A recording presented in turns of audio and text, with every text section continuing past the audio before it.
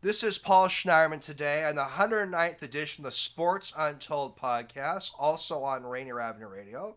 My special guest today is a former Husky basketball player and current Husky football commentator and Seattle Storm commentator, Elise Woodward. I'm going to get back to you in a minute, Elise, and give you a little bit of a further introduction. But my Sports Untold podcast is now on Spotify, YouTube, Amazon, iTunes. You can go to sportsuntoldpodcast.com to take a look at it. All right, now I'm going to get back to you, Elise. Elise Woodward grew up in Oregon, and as mentioned, she played basketball at University of Washington. She is I believe, a broadcaster also with the Pac-12 Network and the Learfield Radio Network. Elise worked for many years as a sports show host at KJR in Seattle, and Elise was one of the few women sports radio hosts in a top 15 market for many years. So she is a pioneer in a lot of ways and been a significant figure in the Seattle sports community for many years. Also a wife and mother, and I believe you have a son who's going to be playing Husky baseball next year, right, Elise? I do. Yep. He signed his letter of intent. So there you go. He got into school. Those Woodward genes, pretty neat. That his parents are two former Husky athletes. Her husband Troy was a Husky baseball player for the listeners, so it's there's a little athletic dynasty there. Well, we're gonna get going in a minute, and I just want to share some with you, Elise. I shared this with your former broadcast colleague Ian Furness when he was on last year. So this show's mostly about my guests and topics, but let me slip and talk myself for a minute. And so back in the 07-08 days, I got involved as a fan with Sonics. And so I was getting calls by some local media networks to comment on some of the legalities of the Sonics relocation battle we know about so well.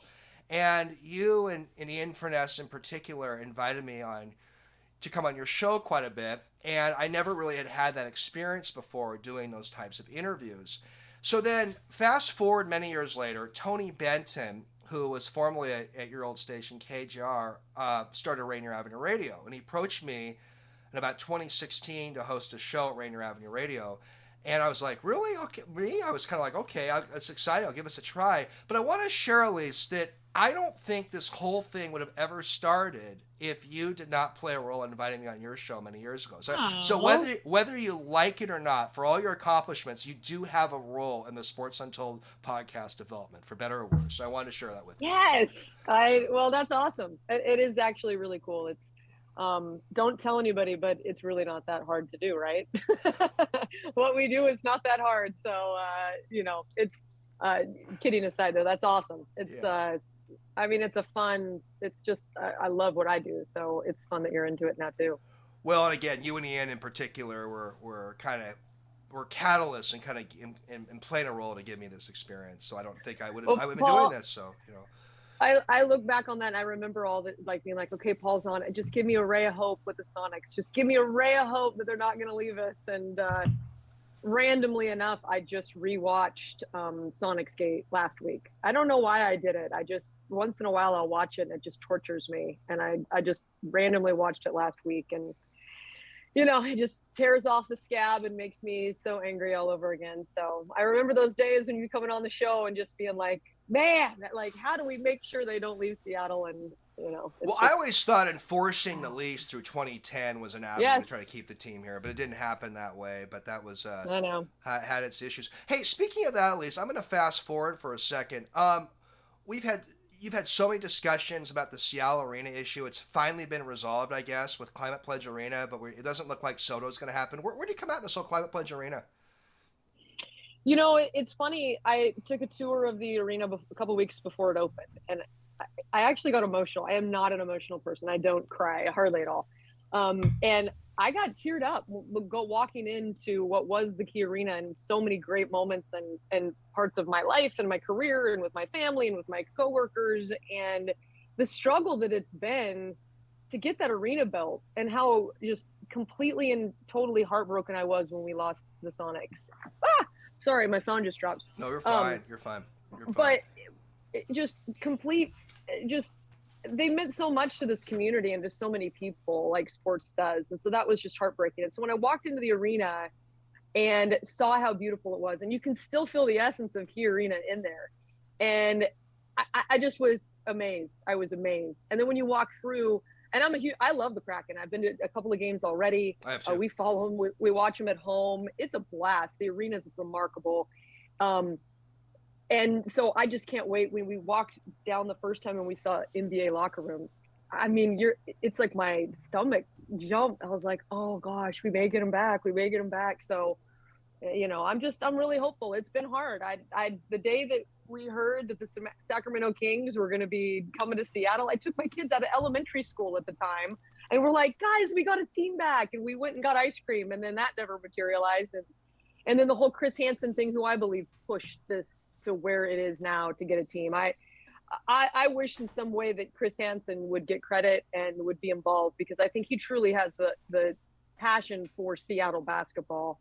And I think he pushed through to make Seattle go through with the plans to build this arena at Climate Pledge. But, I'm just really hopeful. I think it's amazing that we have hockey now in the winter months that are so long and dreary. And I'm hoping that sometime in the near future that we got NBA basketball as well.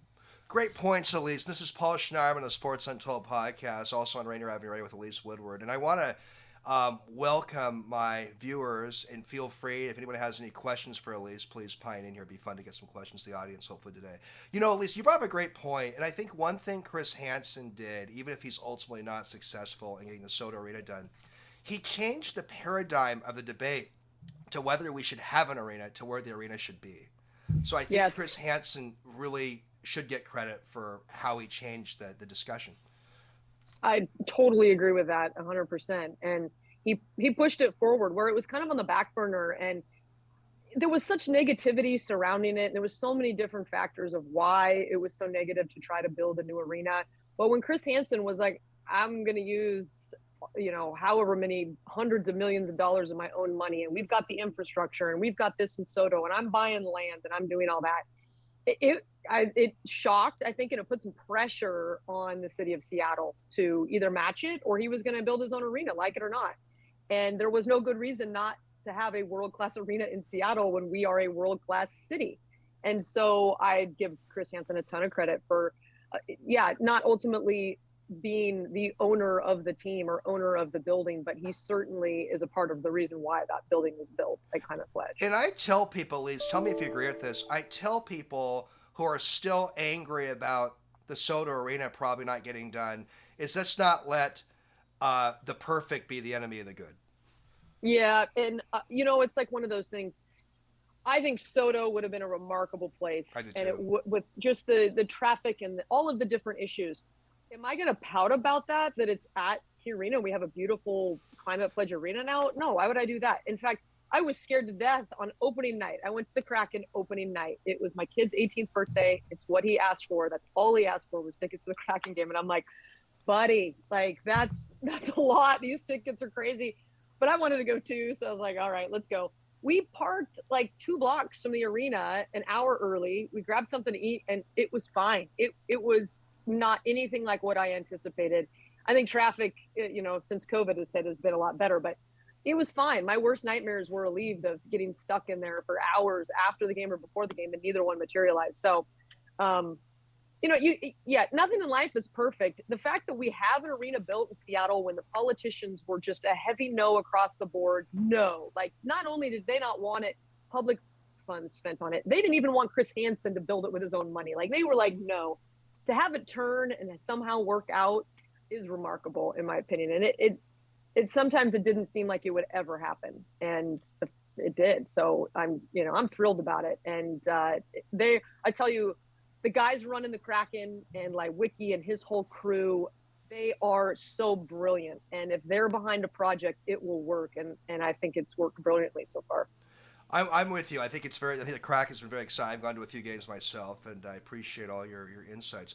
Okay, Lisa, I want to learn more about your life story. So you grew up, I believe, in Eugene, Oregon, and why don't you share with me and the listeners how a girl growing up in the 80s and 90s, how you got the sports bug, but tell us how you became so interested in some traditional male-dominated sports. Just tell us about your journey as an athlete into sports. So, yeah, I have an older brother. He's 6 years older, and I grew up in Eugene. And so, and my dad is a huge sports fan. And, you know, some of my earliest memories are going to watch my brother play football when I was in preschool, and I was into it. Like the other kids were playing in the sandbox, and I was watching it. And not only was I watching it, my brother was a lineman.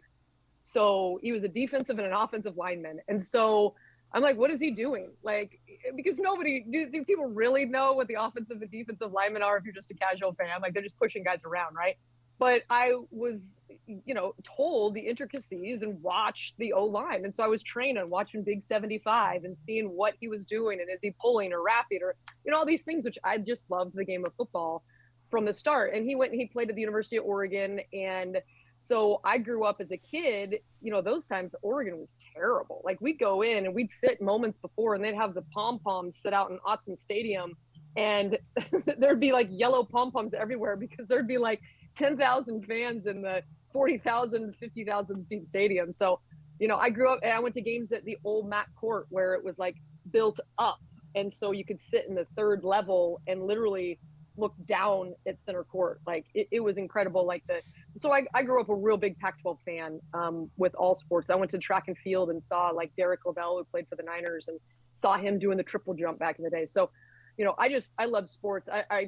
My first love of the NBA came in the 80s with the Lakers Celtics matchup. And I was a huge Laker fan because I hated the Celtics. And I don't know why, because Danny Ainge was from my high school. Like he was a North Eugene Highlander. He was a 3-sport all-state guy. And I respected and admired him. I actually, you know, helped one of my senior projects was building a trophy case for Danny Ainge at my high school, because I'm like, we got to know what this guy's done. Like he's incredible. He was a big role model in that I played 3 sports in high school and, you know, wanted to do that. I felt that it was really important to be well-rounded. And, you know, so that's kind of how I got into it. My dad would every morning, the Eugene Register Guard, he would open up the sports page. He's an accountant. And so he'd get up before I would, and he would lay out the paper from when I was about 3rd grade.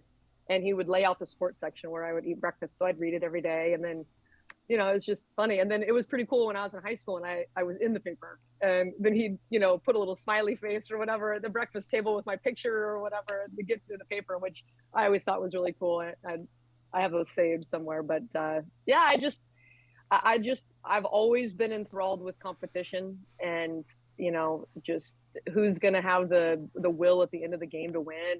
And, you know, I've loved it. And I love sport, and you know, the traditional basketball, baseball, football, and, you know, and I played soccer and softball when I was in high school as well. So, yeah, it's just, I love it. I always wanted to be a coach, actually. I never really thought about going into broadcasting until I got to UW, and you can't major in coaching. So I majored in broadcasting, and here we are. Here you are years later. Well, it's fun to hear more about your journey, and I've listened to you a lot over the years, but I think it's fun for the listeners just to learn a little bit more. And that's one thing I enjoy with the show, is to kind of probe and learn more about some of my guests, some things that maybe people don't know about them. Okay, Lee, so you got to play basketball at University of Washington, and tell us about, as a Eugene, Oregon person, picking the University of Washington to play basketball. And then I want you to share a couple fun memories you have from University of Washington women's basketball career. Yeah, you know, I was recruited by Oregon, and I loved their assistant coach. She's actually with Louisville now, who's the top 20 ranked team, and she was really good. Oregon State recruited me. At the time, Washington was the standard in the Northwest, and I was a huge football fan. On my recruiting trip, I got to meet Dawn James. I was like, "Are you serious right now? Like this? What? I mean, here's this little girl from Eugene getting to meet Dawn James after they won the national championship." I graduated high school in 93, and obviously they won the championship in 91. So I must have been visiting fall of 92. So it would have been right fresh where Dawn James, I mean, he's still a legend, but I was like, whoa. And the basketball team was phenomenal. They were top 10 when I was getting recruited. I was a good player. I was no All-American. I was just feisty and competitive, and I was always a really good team player. And so when they called me and said that, you know, started recruiting me, I was like, seriously? Like, UW wants me? No way. And so, you know, when I got offered, I was like, this is it. And then I came on my recruiting trip on a Halloween weekend and watched Washington the football team just drill Stanford, which was fun. And I love my teammates at UW. And I just, they were really good. It's a phenomenal school. And I fell in love with it. And I moved up here fall of 93, and I've never lived anywhere else. So I've loved Seattle. And that's kind of why I was here. Like, some of my best memories from UW were, I just love my teammates. I'm still in touch with them. One of my teammates, it's been really fun watching her son's journey, Paulo Banchero, Rhonda Smith, is a good pal of mine. I want to get back to Cameron. It's just so hard. But, he's playing for Duke now, and he's a stud. And I've known this since the guy was little. Like, when he came over to my house the first time, he's like 2, and he threw a ball off my back deck. And I'm like, oh my gosh, Rhonda, your kid has tennis balls for calves. And he's like 2 years old. I was like, can I buy stock in this kid? Like, seriously. And, she laughed. She's great. But, we still keep in touch. And, being a part of, Rhonda was phenomenal to play with, and Tara Davis, who was a great athlete, Shannon Kelly, who's still with UW Athletic Department. There's just a lot of really driven, competitive people, and we pushed each other, but we supported each other. And, it was great. It was really hard though. I always tell the kids that when I go talk to, the kids at UW now or other groups, I'm like, there's nothing harder that you'll do. Everything seems easy once you get done being a D1 athlete. Your time management is ridiculous, from 6 a.m. to 11 p.m. I used to have to set my alarm at, I remember setting my alarm at 4:25 a.m. because we had workouts. We had to be there by 5 a.m. I mean, that's not normal. And then you're going to school all day, and then you got practice in the afternoon.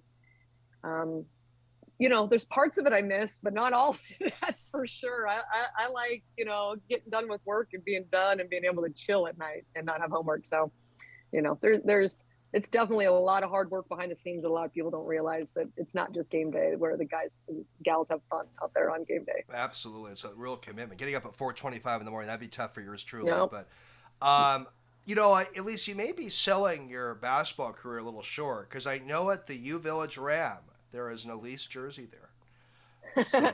You know what's sad? I love the Ram. We actually went there on my recruiting trip, and then I loved the Ram, and the U District Ram shut down. And so they called me and they were like, Elise, do you want your jersey? And I'm like, I would definitely love my jersey. And my husband has this like man cave sports room downstairs. We've got 5 TVs so we can watch 5 games at once. We've got a bunch of memorabilia. So it's down there now. But yeah, I mean, I always said, Paul, that I wasn't good enough to have my jersey retired at UW, but I was good enough to have it retired at the bar at the Ram.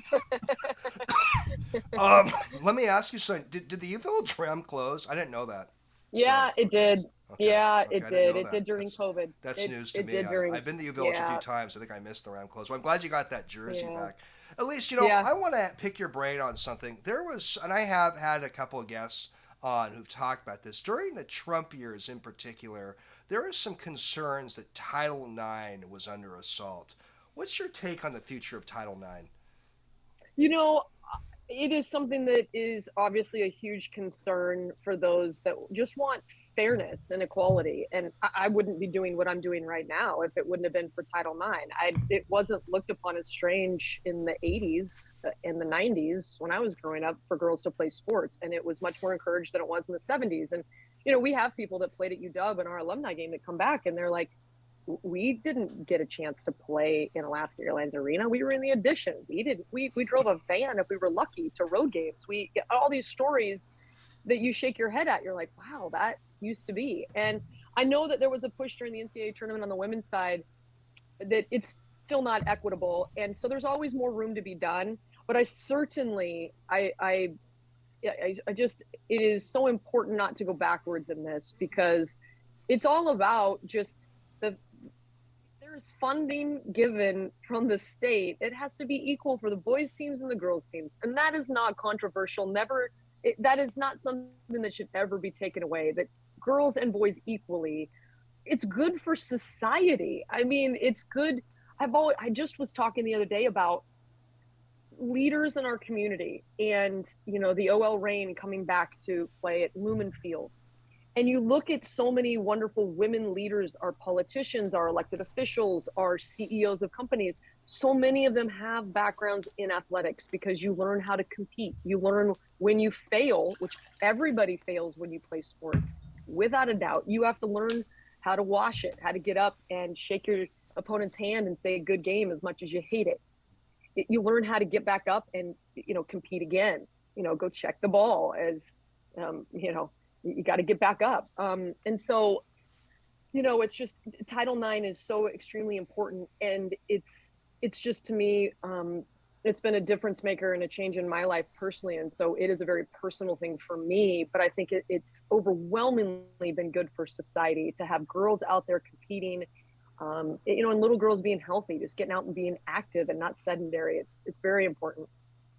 Appreciate your feedback, and you're an example of someone who really was propelled by this legislation that got through in the 1970s. So you're kind of a real life example of how legislation can really affect people's lives. So 100%, and I am so thankful and grateful for those that had the foresight to understand that girls deserved an equal opportunity to play sports. And I mean, it shouldn't be crazy that that's the case, but I'm just really thankful that I was given the chance to go out and play, and I never thought anything of it.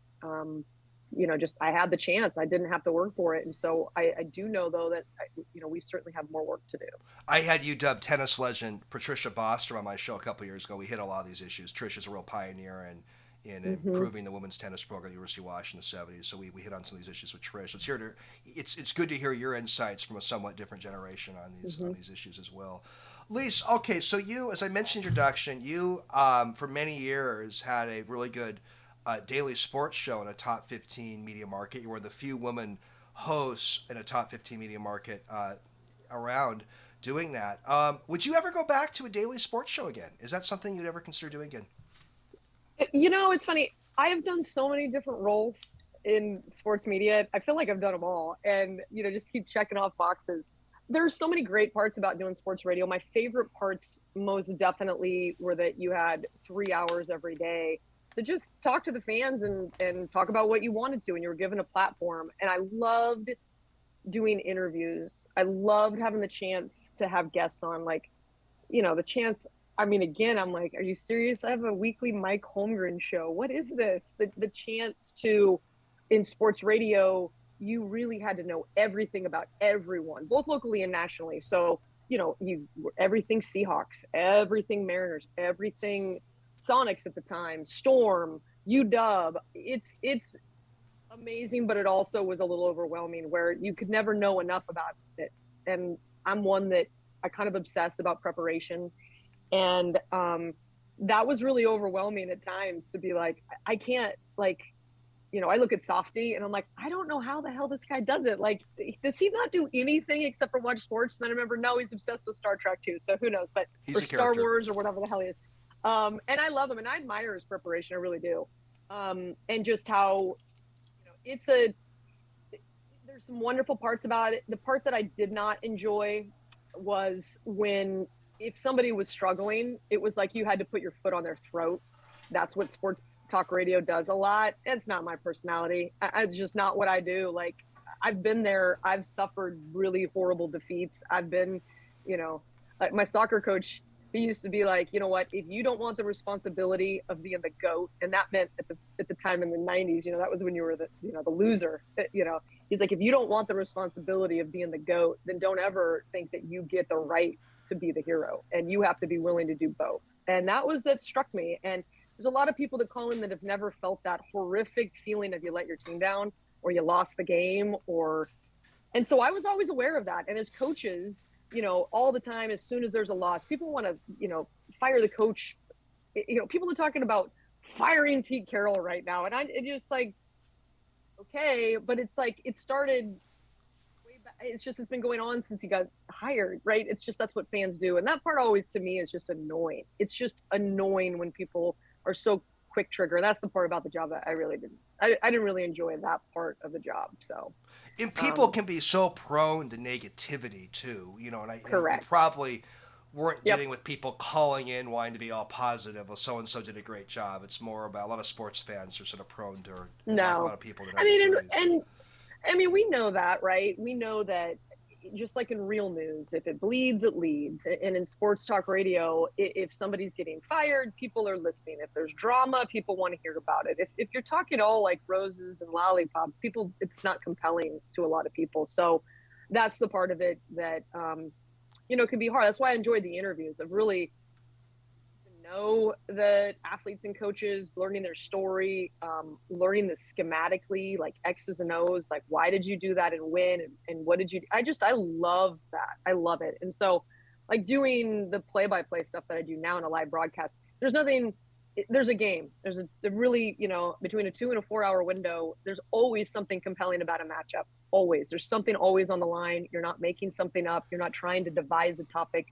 You got a game and your job is to describe the action and why something is happening.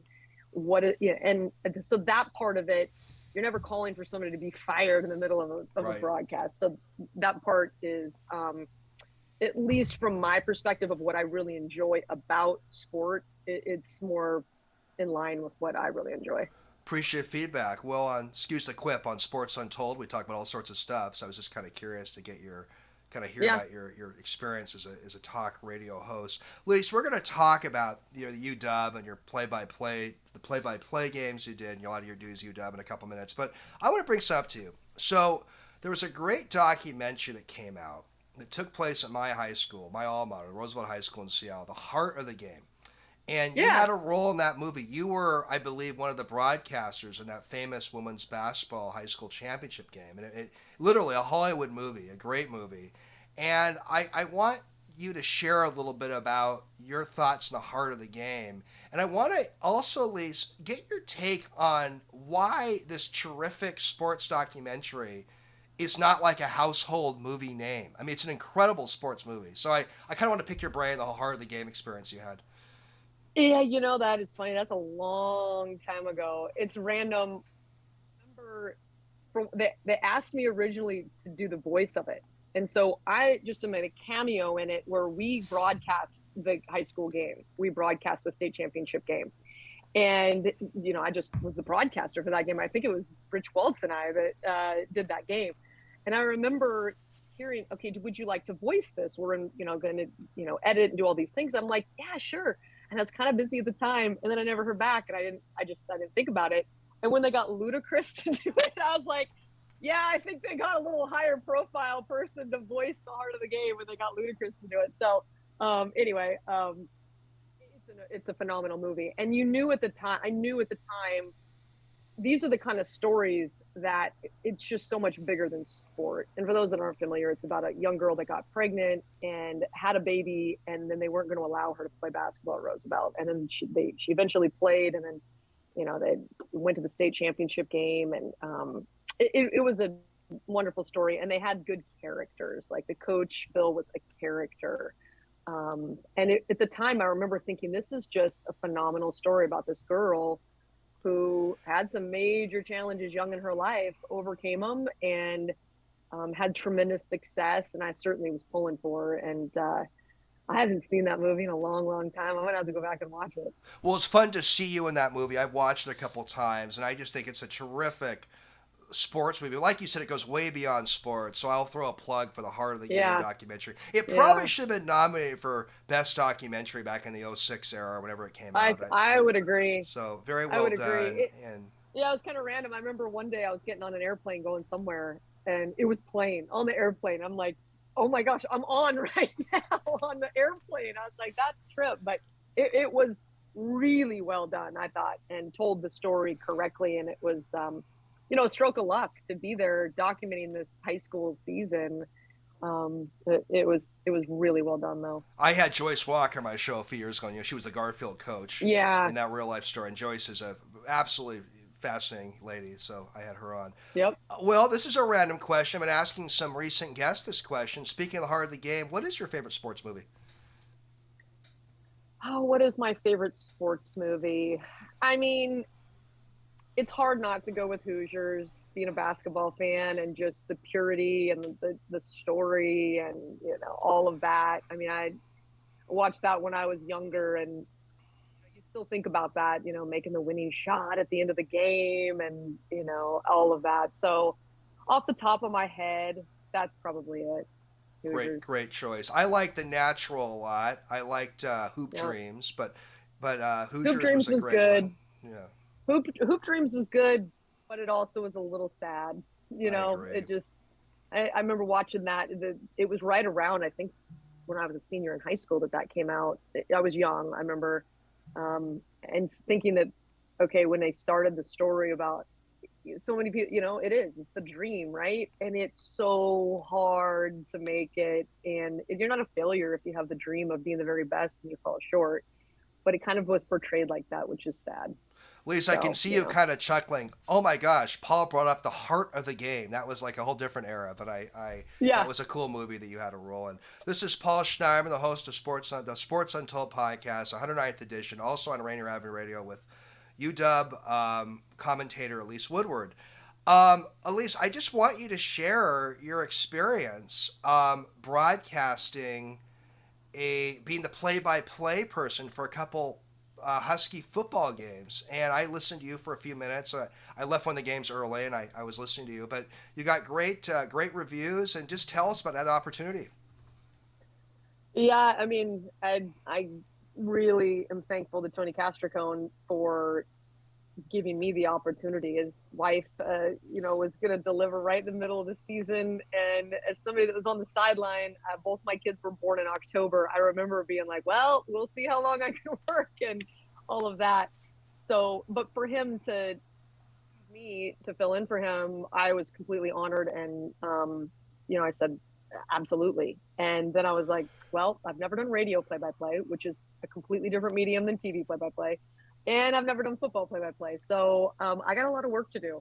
And I mean, it was a blast. The adrenaline that I got was something that, I haven't had since, early in my career, because you get that adrenaline when you've not done something, it's like anything that you haven't mastered something yet. And so you don't really know the outcome. And, as a player, you don't know the outcome of the game. And so you got the adrenaline and the nerves, but, it was exhilarating. I loved it. I loved everything about it. I felt like game one, I was just kind of getting my bearings. I got to do 3. Game one, I was fine. I survived. It's like a freshman getting thrown out into the game. Like I didn't have any major turnovers. I didn't lose the game. I managed the game. It was fine. It wasn't great. I didn't have any, deep 3-pointers or, I didn't throw any dunks down, but it was fine. I felt like, game 2, I was better. And then game 3, I felt like, okay, I'm I continue to get better, which is what I really wanted to do. And I just had a blast. It is true. This is true. You're always a better broadcaster if you're on a hometown broadcast if the team wins. It's just the way it is. Like everybody loves you way more if the team wins. So I was really hoping that they were going to get a win in there. And I'm like, gosh, guys, come on. But that didn't happen. So, I was teasing Tony Castricone. I'm like, maybe you're just going to have to let me call the game against Kent State to start next season under the first, your head coach, Kent Board. Just get out of the way. Let me do 1, okay, so that I can retire and, have that game with a win because, that would be good to at least get 1 win under my belt. But that was a blast. From being around Husky football so long, it was an absolute honor to get to do it. I loved it. Well, you got great feedback on your play-by-play radio that you did. Okay, Lisa, I got a question for you, and this is like the kind of question when a interviewer asks a player if he or she's would ever consider playing for a different team. This is a hypothetical question. What would you do if another major Division I program or a pro sports team approached you to be a full-time radio play-by-play person? Oh, I would definitely consider it. I mean, most definitely. I've been really, really lucky in my career.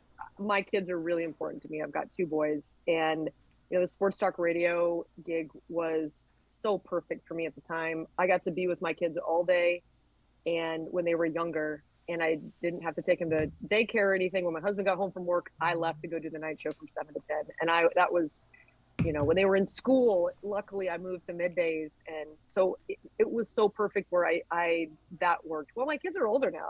I got one kid going to college and I got one that's a sophomore. So from that aspect, they're both driving. They don't need mom much anymore, which is the whole point, right? That you raise them to be independent. And so, I don't know what the future is going to bring. I would never close my any doors to any opportunity out there. That's for sure. But I do love.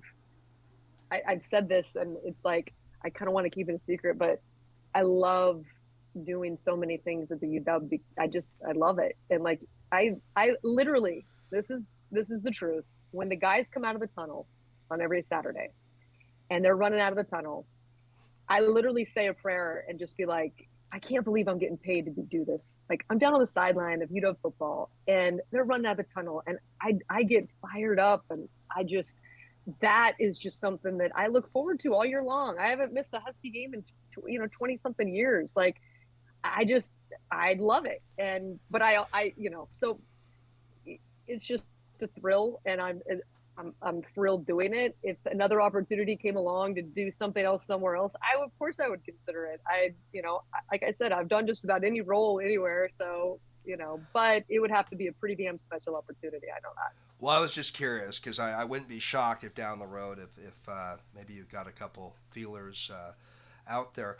Elise, I was going online with the Caleb DeBoer hire. I always mispronounce his last name. I'm having trouble pronouncing our new coach's last name. So if I bungled it, let me know. But I go. Elders or Kazner was kidding me when I had him on a few weeks ago. He goes, Paul, these pundits you're quoting. Who are these pundits? But anyhow, I did find a few pundits, and a lot of them are just probably regular fans who gave the Huskies a B or B plus grade hiring Caleb. Is that a fair grade for this Husky hire, B or B plus?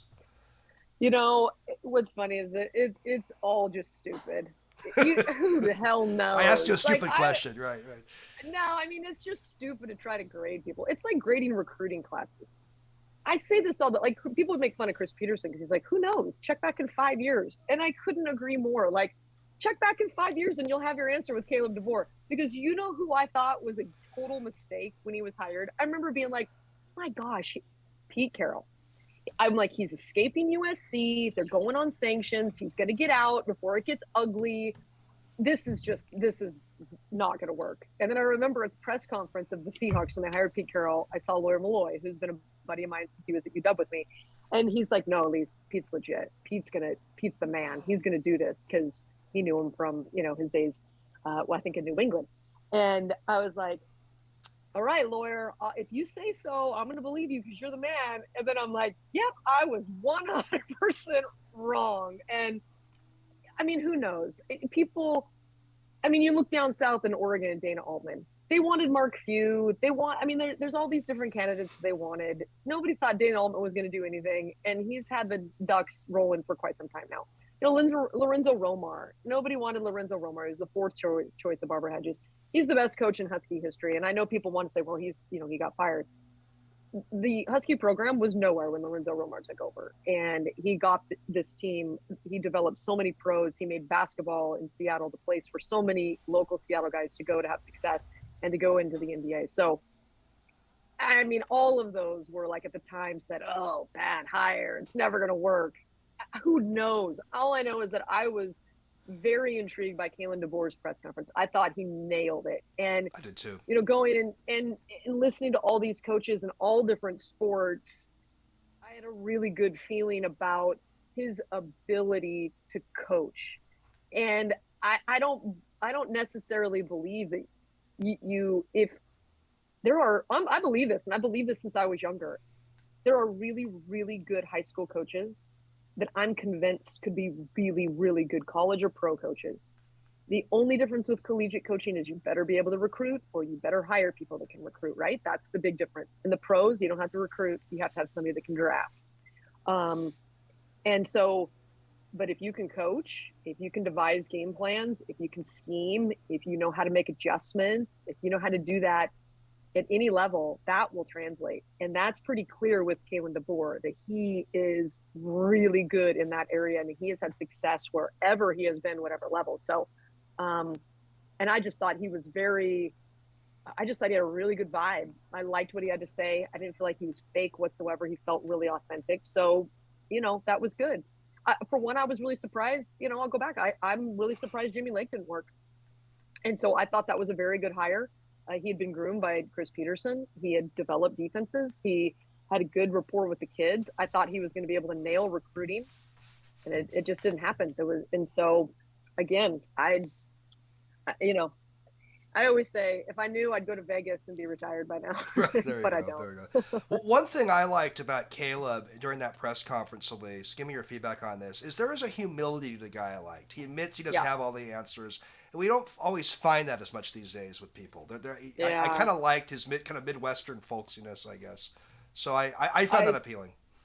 I agree. He seems like a very likable guy. I like the fact that he talked directly to the players on the team and was like, that's who's going to win games, and giving, the credit to the players. And, the other thing that I really liked what I heard, and it does go along with that humility, is that when you're the head coach of a team, it's not all about you. You get a lot of the credit from the fans and the media, and you get a lot of the blame from the fans and the media. But we all know that your assistant coaches, the job of a head football coach is enormous. To me, it is bigger than any job in sport, because like I just mentioned, when you're in the NFL, your job is to coach, and that's it, period. You are not recruiting. You are not in charge of a program. Your budget is not responsible for the entire university athletic department. There's so much pressure. You can never relax as a college football coach. That's why Chris Peterson got out of it. The work-life balance part. You have a 2-week vacation. Guess what you're doing? You get a kid that needs your help. You got to take that call. You have a recruit that's the number one guy in the West Coast that you're going to return that call. There's never a down moment whatsoever. But Kalen DeBoer mentioned, I will let my coaches coach. I will give them the ability to do what they do best. That is such a key. And it is in any walk of life, right? It's in any business. If you have your boss that tries to do everything for everybody, it doesn't work that way. You have to encourage the people beneath you to do their job, to do it well, and to collaborate. And it seems like that was very important to him. So I really liked when he was talking about that too. Elise, can I get you about 10 more minutes or so? Is that okay? Yeah. Great, Yep. Yep. great. Don't get mad if it's 15, but I got a few more Yeah. questions for you. I want to No ask problem. you about Jimmy Lake, Elise, and I heard Hugh Millen say on KGR, and I don't want to turn this into a National Enquirer show, that Jimmy Lake could be a bit tyrannical towards the players. Do you have any insights on how Jimmy treated the players? You're so close to the program. Do you have anything to share on that? Well, I kind of felt like with Jimmy that he was really young, and I felt like he wanted to be a player's coach. But I do think that, like, in the Oregon game, that was a player could go and do that, right? You got pads on, you can go be like, come on, man, get off. And you can push somebody back and to do that. But you can't do that as a coach. And what's ironic about that is that he's not wearing pads and he's not, 20 years old. You just can't do that. And so, that part about, I felt like as a head coach, you have to be much more regal and you have to be much more composed. I felt like at times I was kind of surprised in that he wasn't as composed. And certainly there's all different kinds of personalities that have had success coaching. Like Bob Huggins goes crazy, and he's been great, now at West Virginia. And, Bobby Knight, I was fascinated by Bobby Knight back in the day. He had tremendous success. I don't think it'd work now in this day and Right. age, but he had success. Was Jimmy Lake Bobby Knight? No, I don't think he was Bobby Knight at all. But again, I think that I just think that maybe there was a disconnect between being the head coach and being regal and being composed. And I think that it ended up really hurting him. Well, wish Jimmy Lake the best. I just wanted to kind of get your I insights do. on that. So I do. It's like, I really like Jimmy. I mean, Jimmy was always great to me and was really generous with his time. I think the guy, has a brilliant mind for the defensive side of the football. And it's just, you just never know when you move from a role where arguably he was the best defensive coach in the Pac-12 for the 5 years previous. I mean, the UW led the Pac-12 in scoring defense for how many years in a row? And Jimmy Lake was a huge reason why. You see Buda Baker and Sidney Jones and Kevin King and the list goes on and on with the guys that he developed and what he did with the defense. He was phenomenal. And he was this young guy that was, trained by Chris Peterson. How it didn't work, it's just really, really too bad because he's a really nice man. He's got a really good family. He was a dedicated and loyal Husky. And so it's just, I hate that. I hate that it didn't work for him and his family. And it's hard, man. It's really hard to have that pressure and that job and to do it successfully. So, that's why those guys get paid a whole lot of money because they're hard to find that are really, really at the top of their game. And let's face it, people in almost any job are going to have some growing pains in a new job. And Yep. there's a case to be made. Maybe Jimmy Lake should have had more than 13 games to coach the UW, but the decision was made. It is what it is. Yeah. Anyhow. I mean, I think Jimmy will surface. I still think, yeah. Look at Steve Sarkisian. Steve Sarkisian was handed the keys to the UW program when he was 35 years old, and he wasn't ready.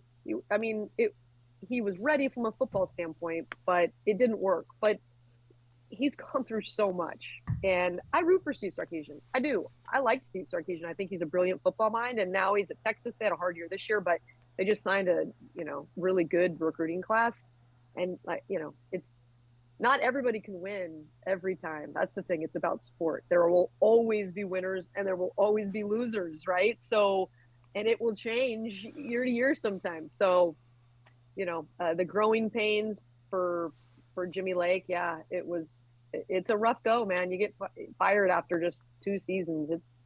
And during, after a COVID year too, it's hard, but college football, the pressure is on now. There is no 3-4 year plan like there used to be. I know that. Big time. Steve Sarkisian, I got a thought for you, Elise. He didn't leave the program in horrible shape when Chris Peterson took over. So I don't think he did a terrible job. But No, and absolutely not. I think the opposite. Tyrone Willingham left the program in a horrific spot. Tyrone Willingham didn't recruit at the level that he needed to recruit at. It was a mistake to keep him on after he was fired in the midseason of that final year. There were a lot of mistakes made. When Steve Sarkisian took this program over, it was 0-12. I remember him saying the kids were embarrassed to wear their football gear to class. And wow. I was like, wow, that is, it just breaks your heart for the young men that had, were at UW. There was some really talented guys on that team. They just had so many bad breaks, but they had a terrible season. It was 0-12. Jake Locker got hurt, all these different things. But when Steve Sarkisian took over, he had to do so much heavy lifting. They were in a hole so deep, and Steve Sarkisian got them back. And he did some major heavy lifting. And if anybody can't give him credit where credit is due, they're mistaken. He did a really good job with the program. I believe that Washington was lucky that USC came calling when they did, because it's a different task to take a team out of a hole than it is to take them from middling to championship level. It's a different task. And could he do it? But we'll see. He's at Texas. We'll see if he can do that then. We don't know. But we do know that Chris Peterson was the right guy at the right time. And this team went to the Peach Bowl, went to the Rose Bowl, went to the Fiesta Bowl, won multiple Pac-12 championships, and that was the right guy at the right time for that job. And so did Steve Sarkisian, was he, if anybody says he didn't do a good job, they're completely mistaken and misguided. They need to go see what he took over when he was hired at UW. At least one thought I want to share with you about that 0-12 2008 Willingham team.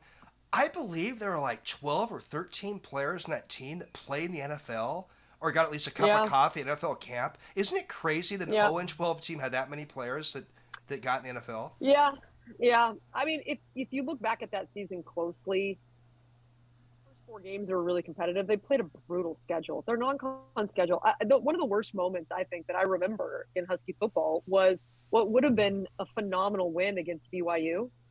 And it was at home, and Jake Locker scores the touchdown to tie the game. And Jake Locker, who is completely non-demonstrative, he's never going to show up his opponent. He was so fired up that he flipped the ball up in the end zone, and the official called a 15-yard penalty, and they tacked it onto the PAT. Of course, UW misses the PAT, and they lose the game against BYU. That was in the 0-12 season. Like, they're that competitive against a really good BYU team, and then the game that was the killer was the Apple Cup that year. And by that point, I kind of felt the same this year about UW, honestly, that they had started with much higher expectations, and by the end of the year, when they'd had so much failure, it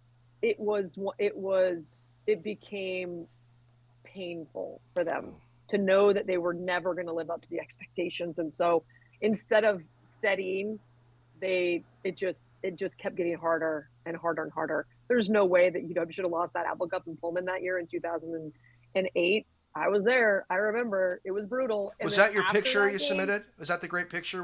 No, God, Not no. that one. I don't want to remember that. Okay. No, okay. The picture I submitted was from a couple of years ago when Myles Gaskin went absolutely bonkers in the snow. That's a fun. That was one of the coolest games to be a part of. And I think that for Washington State fans too, that was just an electric environment. The snow coming down, and I know Husky fans are a lot happier because they won the game. And Myles Gaskin just phenomenal. I mean, one of the best performances I can remember in Husky history, and it was in that snow and sliding into the end zone in the snow. Yeah, Elise, I'm going to switch gears of these two questions. So these are two questions I've been asking pretty much every guest on my show since about late 2019. Who's a living sports figure? Could be a coach, a manager, a player, an agent you'd love to have a conversation with. And who is a deceased sports person in history you would have loved to have chatted with? Well, there's no question that, and I have had a chance to talk to him, but I would love to really, God, there's so many. But my hero growing up was Kareem Abdul-Jabbar. I loved him. I remember reading his book, Giant Steps, when I was in elementary school and doing a whole class project on it.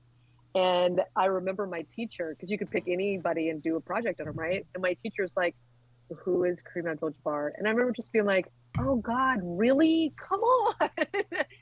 But I just find him to be fascinating. And he certainly is controversial, but the way that he played, he was composed. He was phenomenal. He was unstoppable.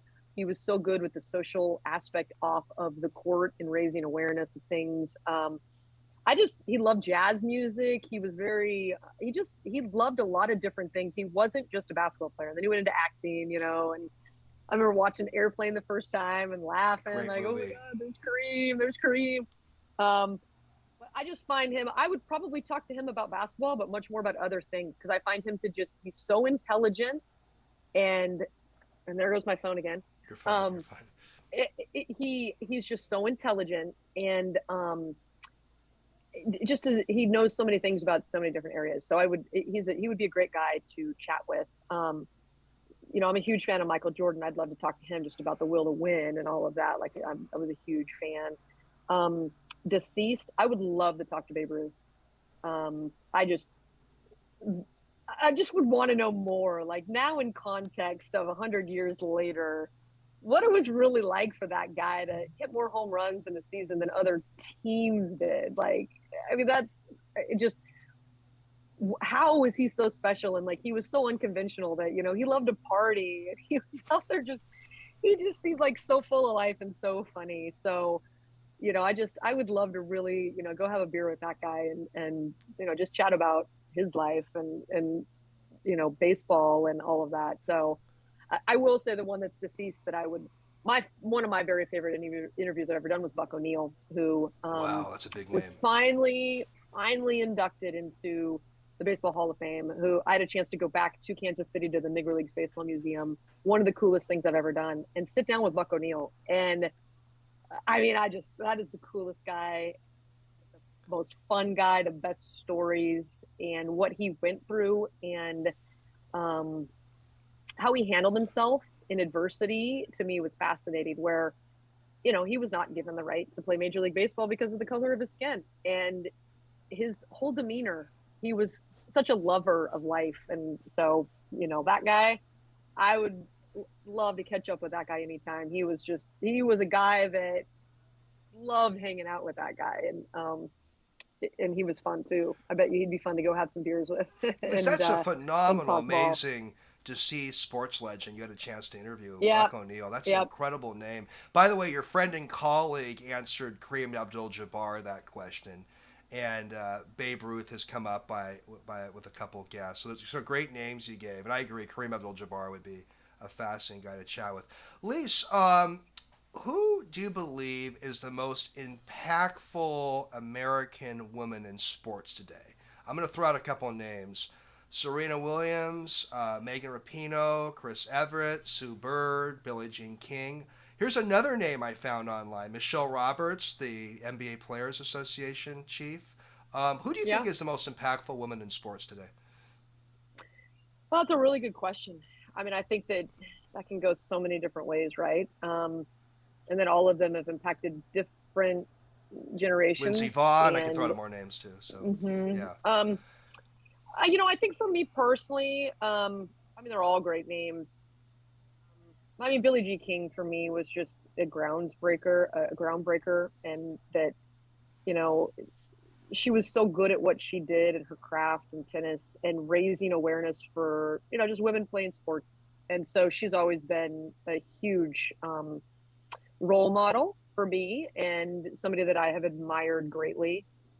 It's amazing thinking that both Sue Bird and Megan Rapinoe are on that list, and they're both Seattle people now. Isn't that incredible? And I feel really lucky. I think Sue Bird is going to go on. I can't wait. I want her to play one more year at Climate Pledge Arena. I do too. I'm so hopeful because I still think she's playing at a really high level, one. But two, I want her to just go to that arena because she helped, she gets the biggest cheers out of everybody at the Kraken game. Like when she was out there, people love her. She's going to have a statue out there. And she's done so much for the game. I just can't wait to see what she does next, though. What is she going to do? She's a fascinating sports. And by the way, Elise, there's tons She could be an NBA head coach. She could be an NBA general manager. She could be WNBA coach. She could be a college head coach. I mean, the world's hers. Whatever she wants. I just can't wait to see. And I've been so incredibly lucky to watch her for her entire career in Seattle. I remember interviewing her the day that she came to Seattle the first time after she got drafted. And she's a real quiet kid, kind of an East Coast, quiet, sarcastic kid that, it's so awesome.